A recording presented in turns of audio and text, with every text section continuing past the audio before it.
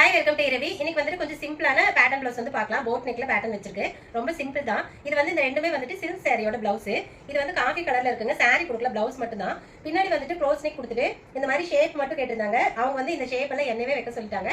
So உங்களுக்கு எப்படி தோணுதோ அதுக்கு தகுந்த மாதிரி வைங்கன்னு. இதில் இப்போ ரீசெண்டாக பார்த்தீங்க எல்லா ப்ளவுஸும் ஒருத்தரோட தான் 9 ப்ளவுஸ் இருக்கும். இதில் பேக்ல வர மேக்ஸிமம் ஷேப் வந்து நானாக வச்சுக்கிட்டேன் தான். ஒரு சிலது மட்டும் தான் அவங்க கொடுத்துருந்தாங்க. ஸோ அவங்க சொன்ன மாதிரி நான் ஷேப் மட்டும் கொடுத்துருக்கேன். ரொம்ப நீட்டாக இருக்குங்க.